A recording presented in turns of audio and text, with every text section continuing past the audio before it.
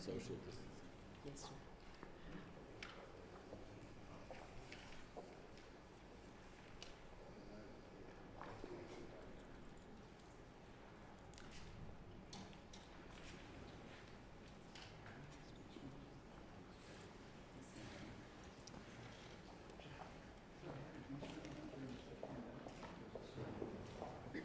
Thank you.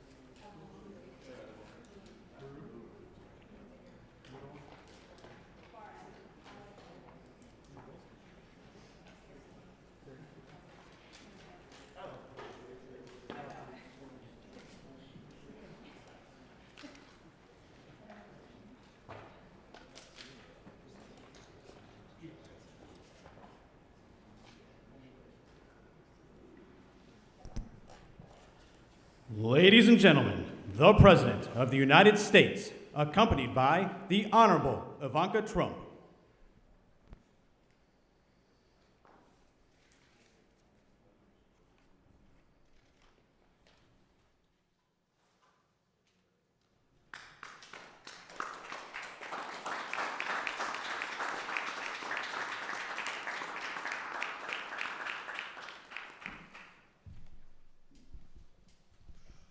Well, thank you very much, everyone. This is a great honor.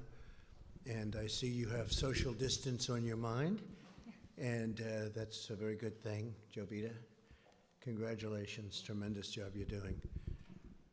I want to thank everyone for being at the White House, a very special house, a very special place, no matter where you go in the world. I love the White House, and being here in the East Room of the White House in particular, where so many important functions have taken place over the years.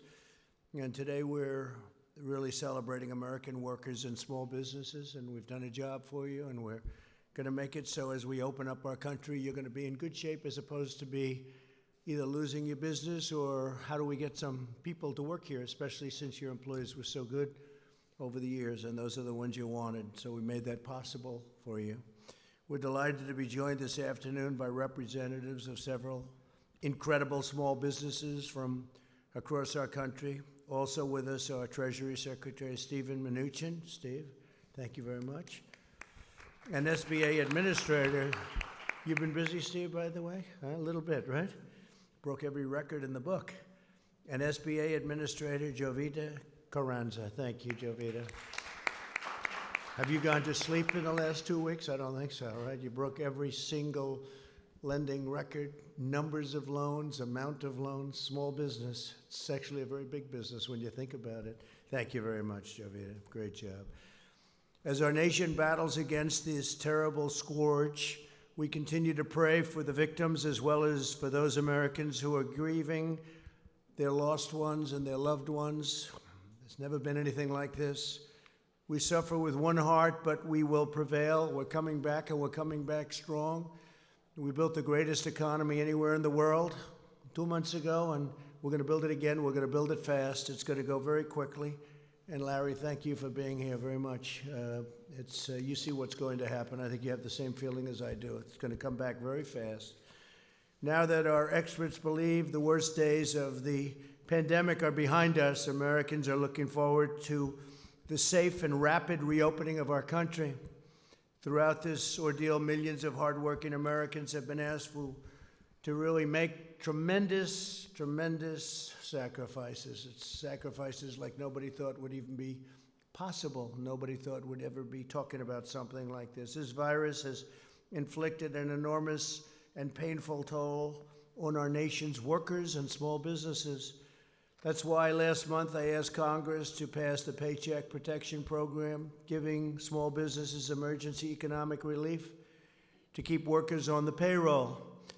4 weeks ago, I was proud to sign it into law. We did that at a great ceremony with many of the people here and the officials here, and it was something. And I can tell you, I'm going to ask Steve to say a few words, but the kind of numbers and the kind of jobs they've done and the kind of jobs that have also been saved, it's incredible. You'll be seeing that in the coming weeks. The Treasury Department and the Small Business Administration launched the program in record-breaking time, just 1 week, and in the 14 days following its launch, we processed as many loans as the SBA would typically process in over 14 years. So in 14 days, they did more work and more loans, both in terms of applications and in terms of dollar amount, than they did in 14 years. 14 days, 14 years. Easy one to remember, right? That's some record. The first round of funding provided more than 1.6 million small businesses with over $340 billion so that American workers can retain their jobs, receive their paychecks, and help our economy take off quickly once America reopens for business, which is happening right now as we sit. We're going to be all set. You all ready? I know you are. I talk to you back there. You're ready. You folks are ready. Our swift action supported or saved 30 million American jobs at least. And last week, Congress answered our call to replenish the program, and I was honored to sign an additional $320 billion for American workers into law. At least $60 billion are reserved for community financial institutions, including those that serve minority and distressed communities. And that's also, when you think, it's African American communities, it's Hispanic American communities, it's Asian American communities. We began accepting applications for the second round of funding yesterday. Demand is extraordinarily high, and there are already twice as many users accessing the system as on any day under the first round. And one of the things that the Secretary of the Treasury told me is that the amounts are much more loans at much smaller amounts, and we like to hear that because we're looking at the small amounts, the smaller businesses, and that's what we want. Nonetheless, we're processing loans at a pace never achieved before. In the first 24 hours of the second round of funding, we've handled over 30% more loans than any previous day of the program. So far, we've processed an amazing 450,000 loans totaling over $50 billion. That's in phase 2. That's incredible. Along with Administrator Carranza and Secretary Mnuchin, Ivanka has played an essential role in spearheading this important program. Incredible role. That's what she wants to do. She wants to help people. From the beginning of my administration, Ivanka has used her experience as an entrepreneur to fight for the American worker. She's created many jobs. That's what she did when she first came in. She just wanted people to be able to get jobs and job training. Went to the biggest companies anywhere in the world that are located in our country, and they would take hundreds of thousands of people and train them. And I think you got up to almost 15 million people, right? 15 million. She started off with a goal of 500,000. She wanted to get 500,000, and she is now on almost 15 million people. And I'd like to ask, if I might, Ivanka, to say a few words as to what's exactly happening today, what's happening over the next week, and what her views are for what's going to happen over the next period of time. It's going to be something I think it's going to be very special and bigger and better than anybody really understands. Let's see if I'm right about that. Ivanka, please.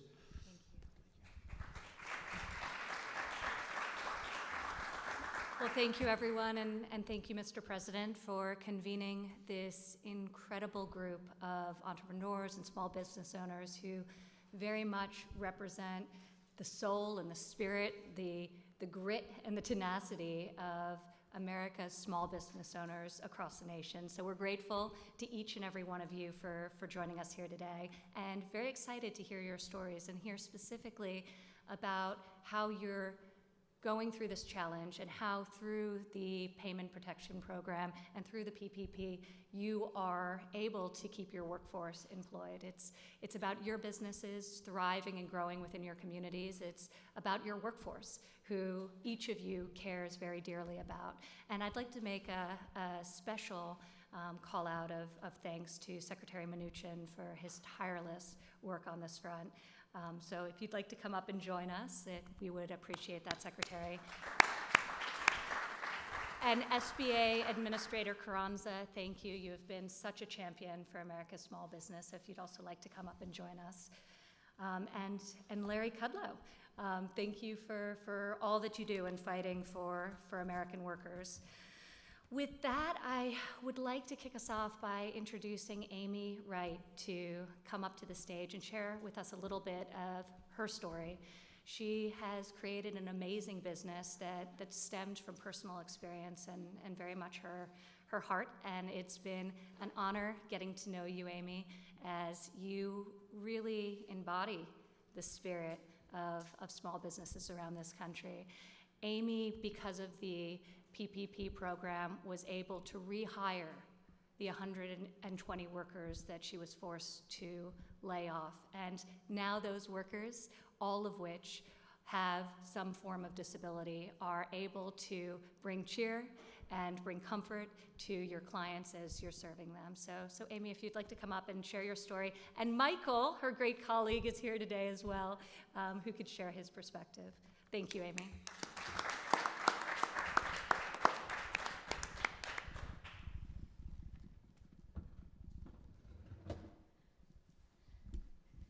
Thank you, Ivanka, Mr. President. I am so honored to be joined by my employee, Michael, who you will hear from in just a moment. Biddy and Bo's Coffee is more than a coffee shop. It's a human rights movement. We employ 120 people with intellectual and developmental disabilities, and for most of them, it's their first paying job, which made the decision for us to temporarily close all 5 of our shops especially difficult. But thanks to the Paycheck Protection Program and the incredible team at Live Oak Bank, all 120 of our employees are back on the payroll today and working from home, writing handwritten notes that we include with each online order we ship.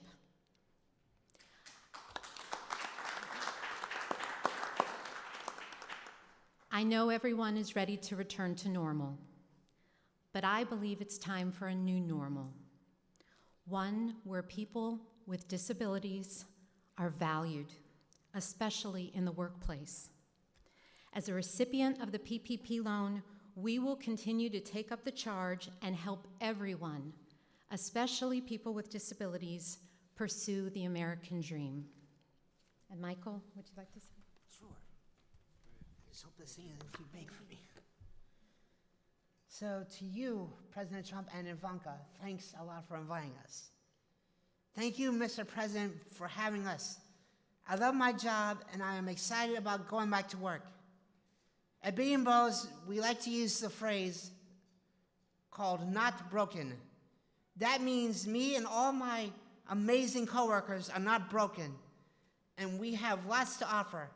I know the great country of the United States isn't broken either. So on behalf of myself, Megan, and Amy, and all the employees of Biddy & Bo's, thank you for inviting us over. You guys are our family. Love you guys.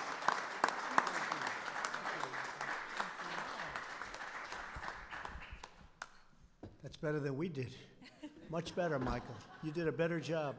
Thank you very much. That's beautiful. Stick around. You get to hear the press ask some questions, and they'll probably be a little bit nicer if you're in the audience, right, Amy? That's pretty good. Also, I'd like to ask Tony Stafford, chief, sort of the boss, I guess you could say, chef and founder. You're the boss, right? Wouldn't you say? Of Ford's Fish Shack. And I hear it's good stuff. How about explaining, please? Best? Oh, I'll have it. Be careful. Thank you. Come on up, please.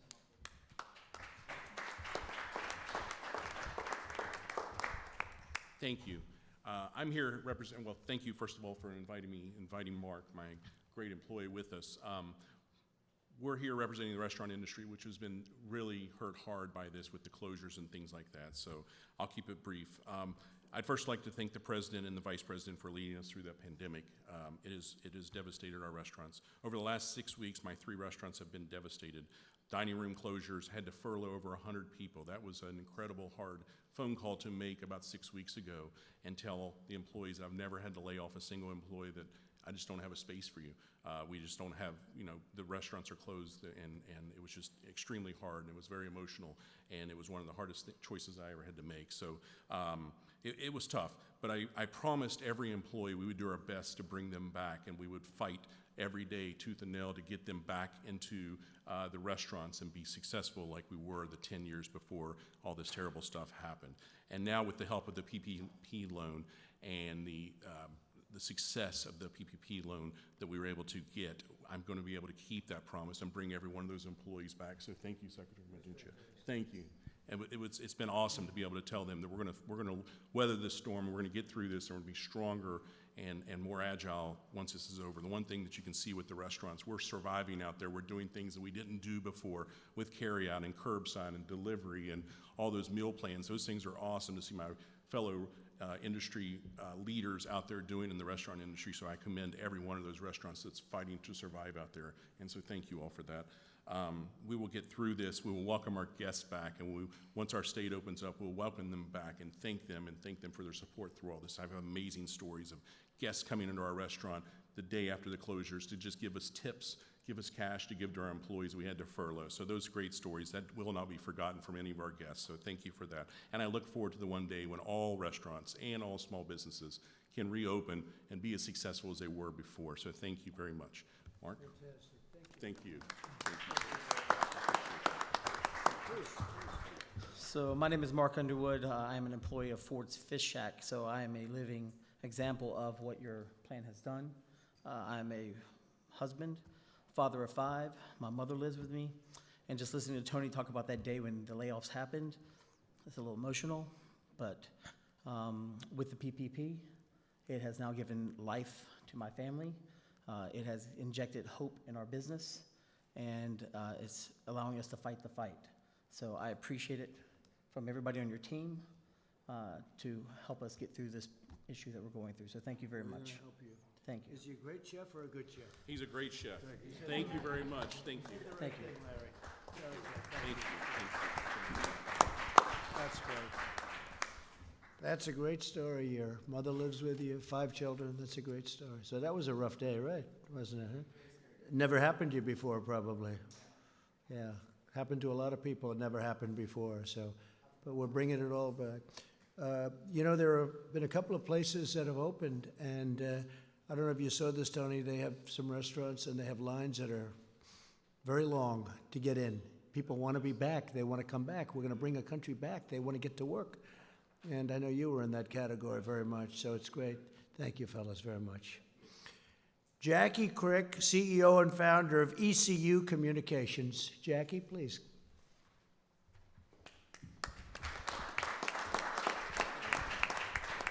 I'll move that down, Jackie. A little short. I'll get in trouble for touching it.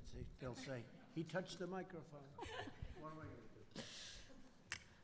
Thank you, Mr. President, Ivanka, Secretary Minuchin, and Administrator Carranza. It is a pleasure and an honor to be here. My name is Jackie Crick. I'm originally from Bogota, Colombia, in South America. Yay. And I've been here many years, and a big part of those years that I've been here, I've been CEO of ECU Communications, which I founded 16 years ago. We focus on advertising and marketing with niche products for diversity recruitment and outreach programs. But more than anything, we're a woman-owned small business, minority-owned 100%. So just like many of the stories that I've heard before me, and I'm sure the ones that are coming, we are concerned about the future. And being able to get that PPP loan has given me and my staff a little peace of mind to know that we're going to be okay. Just at the end of February, I hired 3 more staff members. We're 30 now. So when we heard the news about going home and working from home or not being able to work from home, you know, the first thing that goes to your mind is, how am I going to support or tell these folks that they need to go? Being able to get the PPP loan has given me the ability to have that peace of mind that I'll keep them, their treasured staff, and I'll be able to continue to focus on my program. Thank you so much for what you do, for your leadership. Thank you. Great job. Thanks. Thank you, Jackie. Great job. Chris Stansbury, co-founder and partner, West Virginia Eye Consultants. I like West Virginia, you know. I like it. We'll put that up. They like you, sir. I like it. They like me, too. Thank you, Mr. President. Thank you, Ivanka, Mr. Secretary, Madam Administrator. Appreciate the opportunity to be here today. It's just an honor and a privilege as a small business owner. It's very meaningful to have this opportunity. My company is called West Virginia Eye Consultants, based out of Charleston, West Virginia. And we started in 2011, and we had 2 doctors, 1 employee, and 1 location. And over the last 9 years, we've been blessed with a lot of growth. We've worked hard. And in February, we celebrated our 9th anniversary with 7 locations, 7 doctors, and almost 60 employees. So it's been a great ride. But just a month later, thanks to COVID-19, we shut most of it down. And my partners and I were just overwhelmed, just bewildered. We weren't sure how we were going to survive this. But thankfully, Congress passed the CARES Act, and President Trump signed that into law. And as part of that, the PPP loans became available. And my partners and I applied for PPP loan through the SBA, and we were so gracious and so thankful to receive that, because it's been a lifeline for us. As soon as we received those funds, we were able to start paying our utilities, our rent, and start bringing some of those employees back that we need to get staged to begin to reopen the economy. And so we're just so grateful for President Trump's leadership and Congress for working with him to get us through this crisis. So thank you so much, sir. We appreciate all your help. Thank you. So you do eye examinations, doctor? Yes, sir. And you do glasses and all that? I may have to see you. Okay? I guarantee you're probably better than these high-priced people. I used to see the highest priced, and they were not the best. I'll bet you're better than all of them. So I may have to see you, doctor. I'm serious about it. We can do something quickly, all right? You move quickly too, right? No long meetings. Good. I may have to see you, doctor. Thank you. Tissa Clark, President and CEO, J.D. Clark Professional Services. J.D. Clark. Hi. Come on up. Please.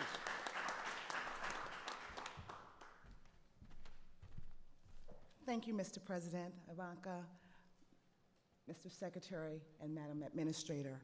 I am Tissa Clark, President and CEO of J.D. Clark Professional Services. I am a general contractor and property maintenance manager for the affordable housing, hospitality, as well as our government agencies, particularly our nonprofits. Most of my employees are the underserved, underemployed, or unemployed. And having the opportunity to be able to apply for a program such as the Paycheck Protection Program allowed me to keep those individuals employed. As a small business owner, my company is based out of Prince George's County, Maryland, and I've been in business for 12 years. And as a small business owner, we never want to fire or lay off, and even to the extent of ourselves not receiving a paycheck. And so I forgoed my paycheck until I could get funds. And so now with the funding that we received via M&T Bank on last Monday, it has allowed us to continue to pay our staff, and for even myself as the business owner to once again take a paycheck. So this program is phenomenal for our small businesses.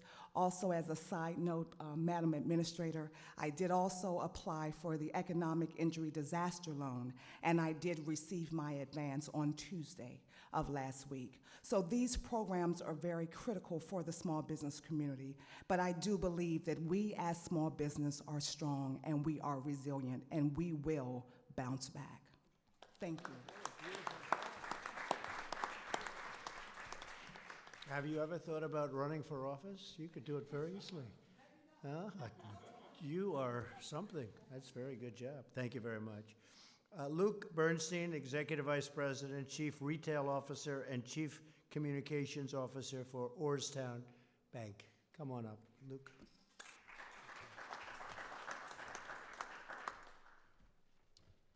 Thank you, Mr. President. Ivanka, Secretary Mnuchin, Administrator Carranza. I'm Luke Bernstein, proud to be here representing Orrstown Bank. I'm proud of our board, I'm proud of our entire team, and I'm proud of my fellow community bankers throughout the country who've rolled up their sleeves and worked tirelessly to help communities working around the clock and helping them gain access to Paycheck Protection funds. Orrstown is a small 101-year-old community bank based in Pennsylvania and Maryland, and in just 14 days, we were able to process approximately 1,500 Paycheck Protection loans totaling $370 million. In those 2 weeks, Orrstown processed more loans in total amount than we did in an average year last year. We did more SBA loans in 14 days than in our entire 101-year history. Why? Because this is about the communities. This is not about Orrstown Bank. This is not about banks. This is about people. The stories you're hearing today, this is about what's going on Main Street. The stories of what's happening with the Paycheck Protection Program are not only heartwarming, they're inspirational. We're helping pizza shops, delis, healthcare workers, repair shops, construction companies, and countless others get access to these funds. These people need this money. They're getting a lifeline through this program. Every job is life-sustaining to someone, and the PPP is saving the livelihoods of those in our communities. We want to thank you, Mr. President, for your leadership during this extraordinary and unprecedented time, and for partnering with community banks and Congress to help us and give us the opportunity to do what we do best, and that's serve our communities through the good times and the bad. You have unleashed the innovation of the private industry, and we are going to respond. We also want to thank Secretary Mnuchin and Administrator Carranza and Congress for supporting this program and giving the opportunity to community banks around the country to join together and help those in need. With this program, we can do that. Thank you, Mr. President. Thank you. Thank you very much, Luke. That's a beautiful job. Brandon Hudson, President, Ed and Jim's Body Shop. I know what that means. I'll bet you fix beautiful cars. You make them beautiful, right? I'll bet you do. Please come up. Thank you, Mr. President, and Ivanka, Secretary. And instead of celebrating on our anniversary on April 1st of being in business, we began furloughing employees. So I would like to take the opportunity to thank President Trump for quickly signing the PPP into action. Because of this program, Ed and Jim's is able to rehire all of our furloughed employees and provide them with a paycheck starting this week. This program has given our small business the funds needed to operate and maintain through this crisis. With everything we've gone through, I can't extend our thank you enough to President Trump for everything he's done for small businesses like us in the automotive industry at a time where our business really depends on people leaving their house and driving. So, Mr. President, thank you very much for what you've done, for what you've done for us and the industry. Thank you. Thank you. And what do you do with cars? Explain, maybe. Our businesses, we repair cars. We're a collision repair shop, Parkville, Maryland. So we work with a lot of insurance companies. We have walk-in customers. So if you get into an accident, unfortunately, we're here to help you out. Can you generally fix, like when there's a problem with a car, can you generally fix it without sending for new pieces? Or do you generally have to put new pieces on if it's a big collision? It depends. A big collision, we're mostly probably replacing some stuff, but we can repair a lot of things. So, you know, we've been fortunate enough that we are able to repair a lot of things, but, you know, with the demand for manufacturers to move to producing other things such as PPE and things like that, you know, we're a little nervous about what that means for the future for us right now. But, you know, we know Well, now you'll it's do gonna the be right, great. you'll do the right thing for us. After today, you'll have a lot of customers too. We appreciate you, sir. Fantastic. Thank you. Thank you very much. Thank you, Brandon. Thank you, Brandon. Allie Mills, Executive Vice President, Plum Contracting, Inc.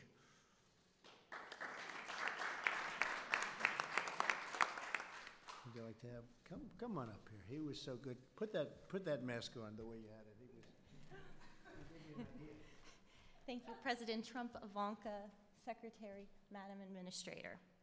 I am here representing the highway industry. Plum Contracting is a third-generation union highway and bridge contractor in Pittsburgh, Pennsylvania. With Pennsylvania's winter construction shutdowns, we have been left with little revenue coming into a new season. COVID-19 abruptly halted all highway work on March 16th in our state. With very little revenue at this point of the season, we were forced to sadly lay off a majority of our employees, about 125, which included trades and management. There were a lot of sleepless nights and fear of losing it all. The Payroll Protection Program was and remains the engine that is carrying our business through this shutdown. We wouldn't survive without it. With our PPP approval, by May 1st, we anticipate our company running at full capacity when the highway industry is permitted to return back to work. We applaud you, Mr. President, for your interest in the welfare of America's small business and the American worker. And thanks to all that, my company will be here to work on a big infrastructure program very soon when you're ready to do that. Good. Thank you. Very much. Thank you. I was with Governor Ron DeSantis of Florida, which is interesting from your standpoint because we talked about the business that you're in, and he noticed that right into the immediate shutdown, he noticed there was very few cars on the road. And he did very opposite of what a lot of governors did. He said, this is a great time to fix our roads and highways. And I said, as soon as he said it, this was in the Oval Office 2 hours ago, he said, I noticed there was very few cars, and isn't that better than fixing them during rush hours and when there's traffic and when it's booming, like hopefully over the next few months it's going to be again, just like it was before, the best we've ever had, and then we had to close it down. So he's fixing roads and bridges and doing a tremendous amount of work during this period of time, and I thought it was very smart. So it's a little bit the opposite, but to each his own, right? To each his own, but it made a lot of sense to me when I heard it. I'd like to ask Secretary Mnuchin to come up and explain just a little bit about how well it's going, how the kind of numbers, the kind of records, to a point where there's never been anything like this, loans coming in, and how the loans are actually smaller than in phase one, and that makes us happy because that means smaller businesses, and that's where that's what we're looking at, that's what we're aiming at this time. Please, Steve. Thank you, Mr. President, and Ivanka, thank you for putting this together. Your stories are the stories of the 60 million American workers that are going to have the benefits of the close to $1 trillion that the President and Congress have invested in small business to protect you and put you back to work. That's over $650 billion in the PPP. That's over $300 billion in disaster loans, and that's over $20 billion of grants. And I know the press has commented on a lot of big companies that inappropriately took the money, and we've been very clear. We announced today that any loan over $2 million will have a full review for forgiveness before they're repaid, because this is the story of small business here. And I am so pleased to see how this is working. So thank you, Mr. President. I'd also just like to comment, we're going to be up to close to 120 million of direct deposits in checks for the economic impact payments. If you have not received it yet, please go to irs.gov, get my payment. We made some corrections to the website over the weekend. Please go on and check your payment. If you haven't received your payment, upload your information so we can get you the money. The combination of the direct payments, the PPP, the disaster loans, and enhanced unemployment insurance is the investment that the President has made in American business and American workers. Thank you, Mr. President. Thank you very much, Steve. very much. And on the enhanced, thank you. And Steve, on the enhanced payments, we're really looking to the state to give that out. And unfortunately, some of the states have very old computerized equipment from many generations ago. But they have the money to give out, and they'll give it out as it comes, and hopefully they'll be able to do the job. Some states have been very efficient, and others have had a hard time, but you'll work with the ones that have had a hard time. But we rely on the states, and we are relying on the states to get it out as quickly as they can, considering especially some of the equipment they have. Maybe now they'll be able to buy new equipment, right? When we get all finished, we'll have nice new computerized equipment so they can do it.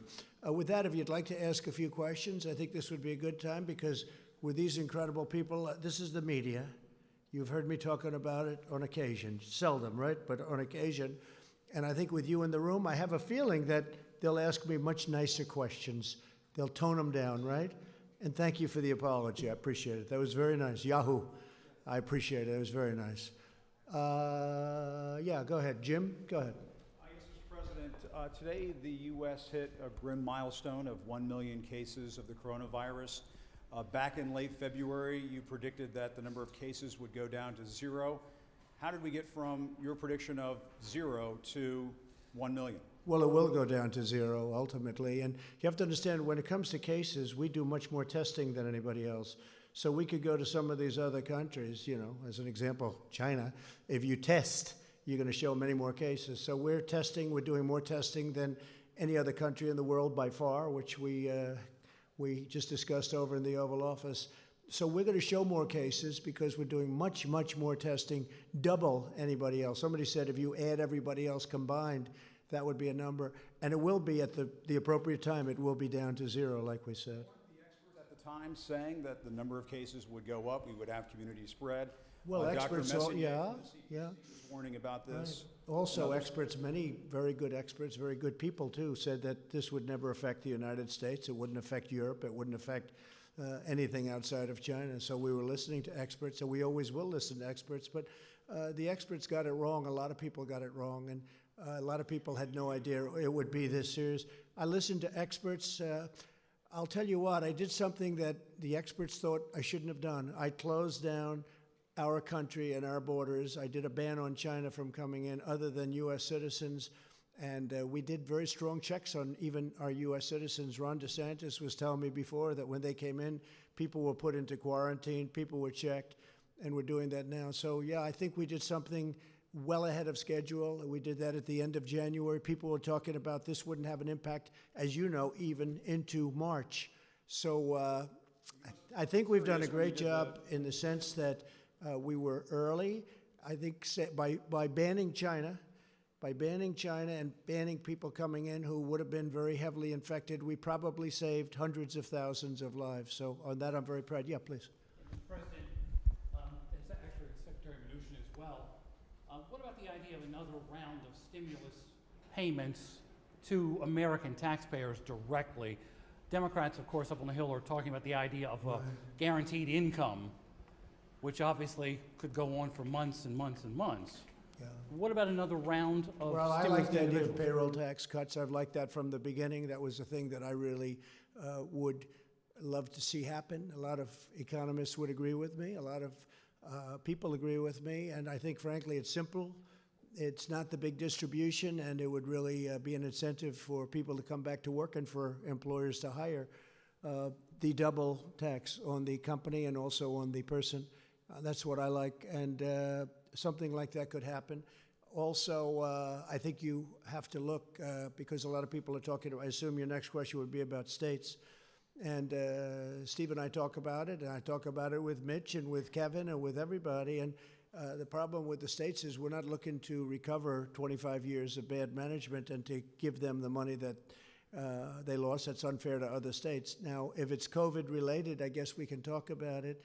But we'd want certain things also, including sanctuary city adjustments, because we have so many people in sanctuary cities, which I don't even think are popular, even by radical left folks, because what's happening is people are being protected that shouldn't be protected, and a lot of bad things are happening with sanctuary cities. But that's just standing up here answering this question. That's one of the things I think about. If we were going to do something for the states, I think they'd probably want a something having to do with sanctuary cities, something having to do with other different points that we can discuss a little bit later on. Yeah, Jeff, go ahead, please. Mr. President, you're going to sign an executive order today about meat packaging plants.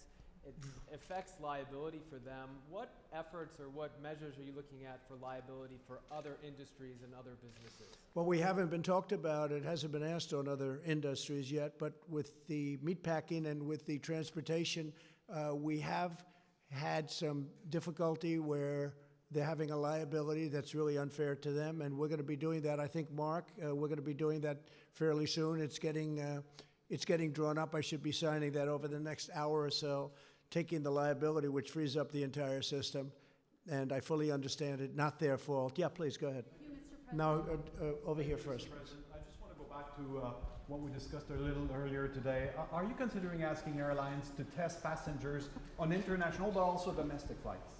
Yeah, we're looking at doing it on the international flights coming out of areas that are heavily infected. As you know, Brazil is getting to that category. I think they're going to be okay. I hope they're going to be okay. He's a very good friend of mine, the president. But I think that we're going to look at it from the standpoint, I was discussing that with the governor of Florida, with Ron, a little while ago. So we're going to be looking at that coming in from other countries, frankly, but South America seems to be one that's talked about because they have so much business going into Florida. With all of that being said, Florida's done incredibly well, and they're starting to open up very rapidly. But we will be looking into that in the very near future. We're looking at it very strongly. And the airlines will have this responsibility? Either the airlines or government, one or the other. We're working with the airlines. Maybe it's a combination of both. Kristen, go ahead. Thank you, Mr. President. Some health experts say the U.S. needs 5 million tests per day by June in order to safely reopen. You unveiled a plan yesterday that will increase testing, but not by that much.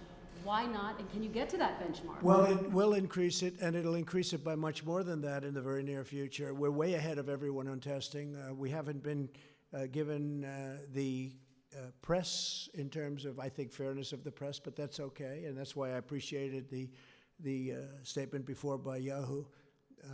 We are way ahead on testing. We are the best in the world on testing. We've tested much more than anybody else, ×2. Or every country combined. We've tested more than every country combined. And they keep talking about South Korea, and I'm very friendly, as you know, with President Moon, who just had a great victory, a new victory, as we're very happy about. But he will tell you how well the United States has done on testing, and he told me that very strongly. The quality of our test is the best, and the number is the best. Now, with all of that being said, we will be going to an even higher number, and it goes up exponentially. And I've told you that. We inherited a very broken test, a broken system and a broken test, and within a short period of time, we were setting records. So we have set records. We've done more than the entire world combined. We've done more than any other country in the world. So I think we've done a really good job. Now, with that being said, not everybody feels as strongly about testing as others. We have some governors that are very strong on testing. We have other governors, frankly, that aren't nearly as strong on testing. Their test is much more modest, and their real test is when people stop getting sick, and they'll be able to do that too. And I understand both systems very well. But we're going to maximum testing, even though some people won't even want to use it. I hear you saying you're confident you can surpass 5 million tests per day? Is that? Oh, well, we're going to be there very soon. If you look at the numbers, it could be that we're getting very close. I mean, I don't have the exact numbers. We would have had them if you asked me the same question a little while ago, because people with the statistics were there. We're going to be there very soon. We're really doing, I mean, I watched your report on NBC today, and it was an incorrect report, because we're really doing a great job on testing. Unfortunately, the administration, the people that work our government, hasn't been given the kind of credit that it deserves. Last month it was about ventilators. Now we have so many that we're able to give them to Italy, France, Spain. Other countries have been asking us for ventilators. We're making over 150,000. We've distributed thousands and thousands. New York is in great shape with what we've done, as you know. New Jersey's in great shape. We spoke just recently. Ivanka just spoke with the governor, and they're in very good shape with the ventilators. I mean, everybody has, and most of them have far more than they'll ever need. They're starting to send them back. So nobody went without a ventilator, and yet if you read the media from a month and a half ago, it was all about ventilators. And ventilators are tough. That was a tough thing, but we should be very proud of our country. We took assembly lines and they converted from cars and other things into ventilators. And the job that we've seen has not been seen since World War II. What they have done in terms of the manufacture of very high-grade ventilators is amazing. So now we don't hear about that. And I noticed that the testing is starting to die down because we now have the best testing anywhere in the world by far, and we have more.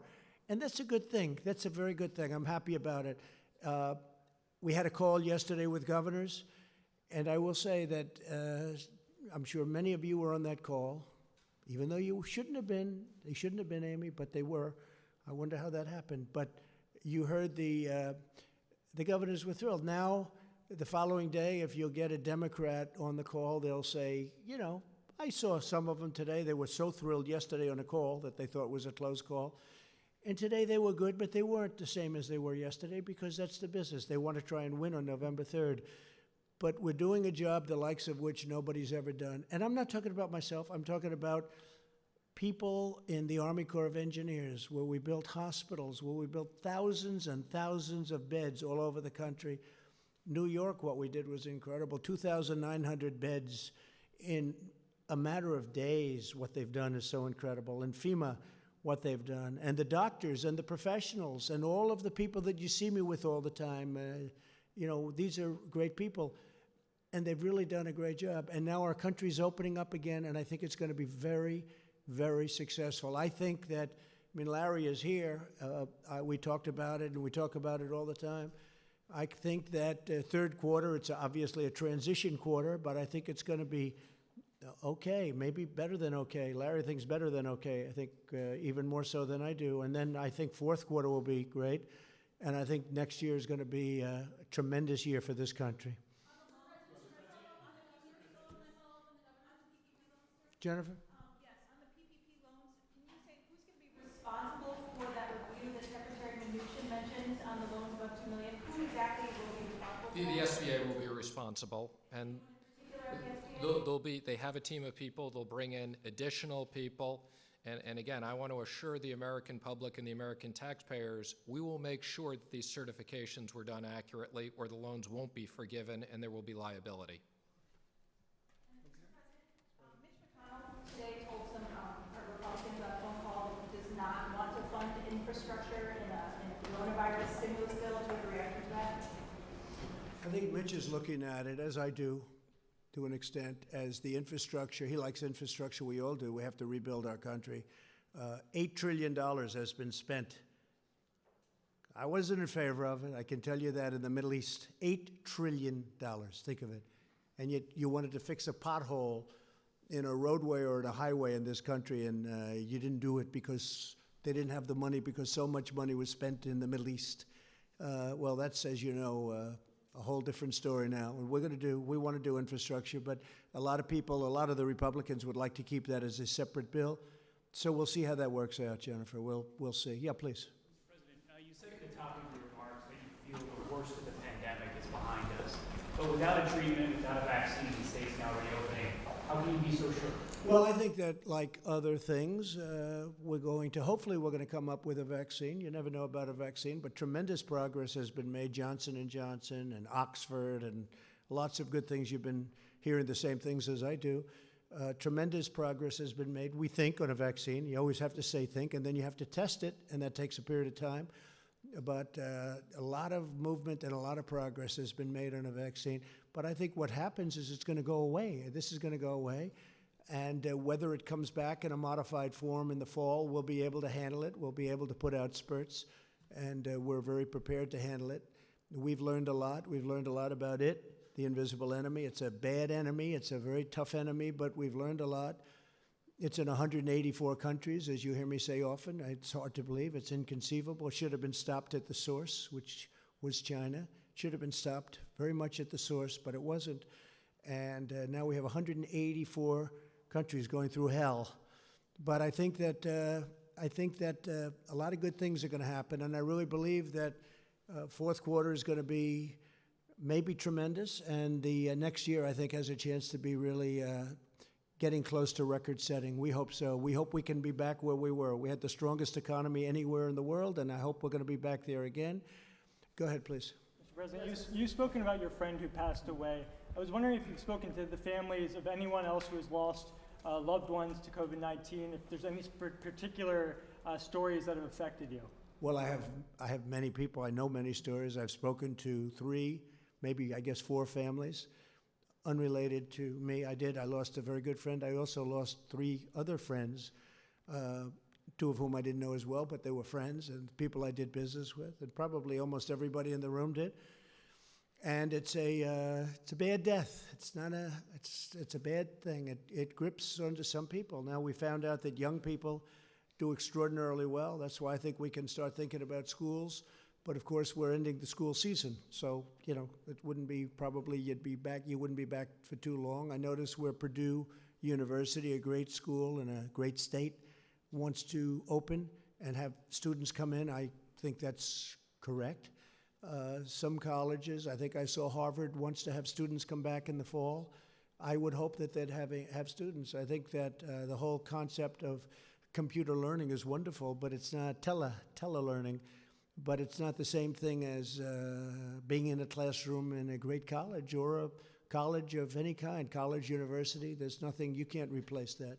So hopefully they're going to be coming back. Young people do very well with this horrible scourge. They do very well. So I am going to see you tomorrow, and we'll have other things to talk about. We have a lot of interesting things. I don't think we should have a news conference today because this is a news conference. In addition, it's a celebration of these incredible people that have done such a good job. And I think we found a couple of stars in this room today. I won't tell you who, but there are a couple. This guy right here is the biggest star in the room, right? We'll all agree he's the big. I vote for you, okay? Great job you've done, and I really appreciate it, too. I appreciate you being here. Couldn't have done better. Megan and I and Amy would like to know if you and some of your hostess, staff members, bodyguards, or anybody in your company would like to come to Annapolis to our company. Be careful, that could happen. That could happen. Be careful. We'll have to do that, Amy. I think maybe we could do something like that. You're very good. He's stolen the show, right? Do we agree? Doc, I'll tell you, I'm getting ready with the eyes. Come on with me if you want. Do a quick one. Want to save a lot of time. We need time. We're opening up the country, Doc, so we need a little time. We can't spend too much. I don't want to spend 2.5 hours at an eye doctor, right? Okay, so we'll think about that. We want to do that. I want to thank everybody, in particular, Jovita. I want to thank you very much. And Steve, you're working. I can call Steve at any time. I can call him at 2 in the morning, 6 in the morning. It doesn't make any difference. I say, did I wake you? The answer is always no. He's doing a great job. We're proud of him. And everybody is, everybody. Our government, we have to be proud of our government, and we have to be proud of our country. These are really terrific people.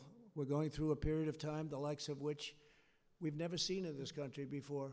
Certainly, even if you go back into 1917, it was the worst of all time, but it was also not as bad here. It was very bad. It was very rough. It was a bad one, but it wasn't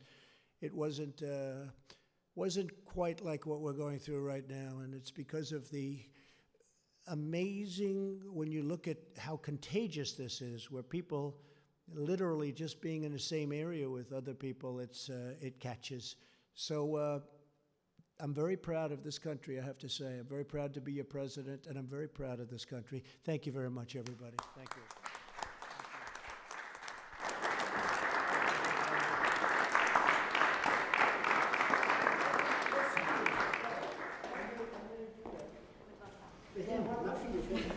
We're at 124 Dock Street in downtown. 124 Duck Street. Dock Street in Annapolis. Okay, get it ready. All right. We'll be back. And if I don't do it, they're going to be very upset with me, Right, and they should come too if they want. They will. They will. Thank you, everybody. Thank you very much.